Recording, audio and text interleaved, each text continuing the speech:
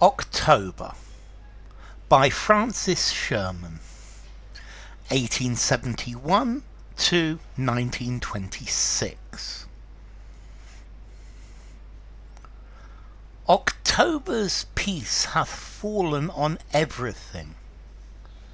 In the far west above the pine-crowned hill, with red and purple yet the heavens thrill. The passing of the sun remembering, a crow sails by on heavy flapping wing. In some land surely the young spring hath her will.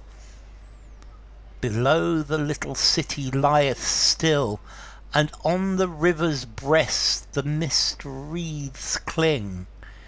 Here on this slope that yet hath known no plough, the cattle wander homeward slowly now.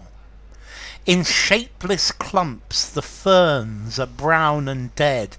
Among the fir-trees dusk is swiftly born.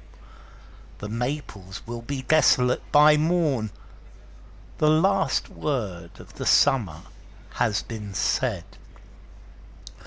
Okay, this is a poem by Francis Sherman. Francis Sherman was a Canadian poet. Let's see, he came from New Brunswick.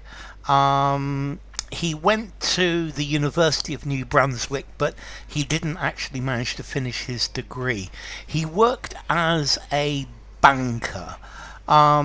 His poetry was clearly influenced by Rossetti and William Morris as well. So, what's the poem about? Well, October. This is a poem describing October. It's describing autumn. It's describing the turn from autumn into winter. That the year is finished. That October is here. October's peace hath fallen on everything. So the peace of October, the tranquility of October has fallen, has come. Now we don't have this intense sunshine and everything growing as hard as it can. Everything is much more peaceful. The year is done. In the far west, above the pine-crowned hill, with red and purple yet the heavens thrill. So he's looking to the far west. This is the sun. This is the setting sun. And he can see above a hill which has got pine trees on the top of it, that the sky is still red and purple. So the heavens are still producing the beautiful colour of the very end of the day.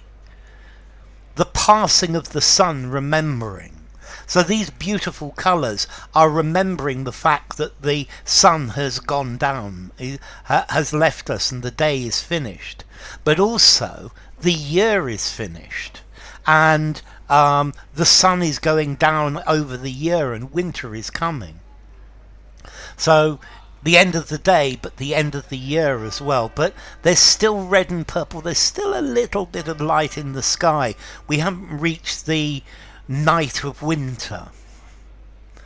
A crow sails by on heavy flapping wing. So a crow, a bird, it's flying by and it's flapping its wings, and it's clearly perhaps quite fat from the eating all of the good things of autumn. In some land surely the young spring hath her will. So he's wondering, maybe the crow is flying towards another land where spring is about to appear, or spring is appearing, and maybe that's where the crow is going. Below the little city lieth still. So he's clearly looking down and he can see a city, and it's night and the city is still. There's not all the hustle and bustle of the day. And on the river's breast the mist-wreaths cling. So On the surface of the river there are wreaths, there are circles of mist holding to the river. Here on this slope that yet hath known no plough.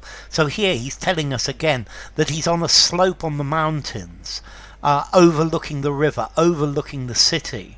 And this is a piece of land that has never been ploughed by farmers. The cattle wander homeward slowly now. So the cows are slowly walking back home to spend the night in their byres.